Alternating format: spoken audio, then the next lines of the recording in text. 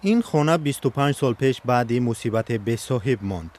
خویشاوندان صاحب خانه برای آن ویرانش نکردند که یادگاری از عزیزان خود داشته باشند. سبب در همینه که هر وقت ما همیشه که دیدم ما بدونم که ما برادر داشتیم در وقتش. این تاریخی نیست همجا میخوام. اینا چند آدم خریدارشی چند کس من ماشینم دو پولم دادن ندادم. تو بیای رحمتی اکم میست با میونه ولی. برای می اگه اکا داشتم من مگه دیگهش کنه ندادم.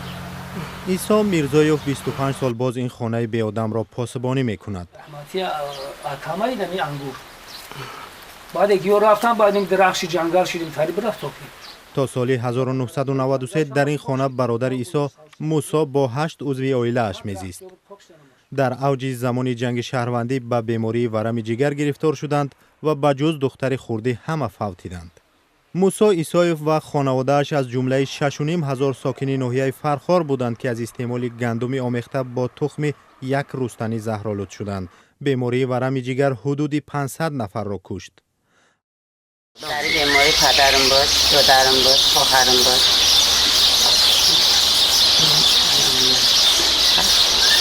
شفا نیافتم. بعدی رو عیدینا گذاشتن حرفشون. سال 1992 با شروع جنگ شهروندی ولایت سابق کلاب در محاصره اقتصادی قرار گرفت. راه انتقال محصولات غذایی را از مرکز بستند. ذخیره مواد غذایی مردم زود تمام شد چون صدها نفر از وادی جنگ زده وخش به کلاب پناه بردند و نانشان را با پناهجویان تقسیم می‌کردند.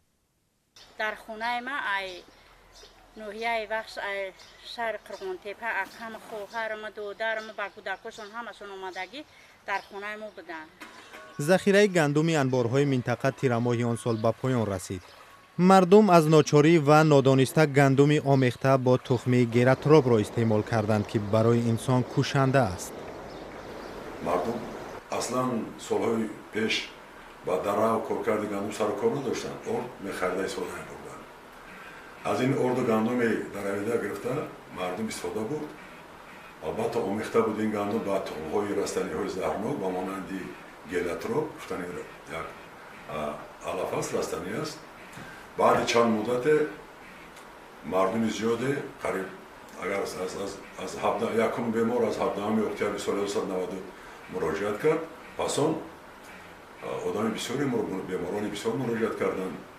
ساکنان نیم گرسنه بجز خوردن این گندم چاره‌ای نداشتند.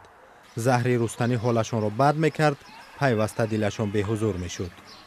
سبب کاری جگر ویران شدن آب در درون شکم پیدا شدن میگیرد. شکم کم شدن میگیرد و بیمار مراجعت میکند به خاطر که به حال است و شکم بیمار روز تا روز کم شدن شده است. مامگل سمد و ساکن دهه گلشن تا حال رنج استعمال گیرتراب را میکشد. خودش زنده ماند، فرزندش نه. یک بچه‌کم تولد 92 بود. نمی‌بالنی ساده. برای مردمی که جبر جنگ و گرسنگی و استعمال تخمی رستنی خطرناک را کشیدند، یادآوری از آن روزها بسیار سخت است. کدام مادرم گذشتگی فرزندش به یاد میاره و امو گشنگی و چنونم به ته یک شب و چنون میگم هم دوره دنو نداشتیم. خدا امو روزو دیگه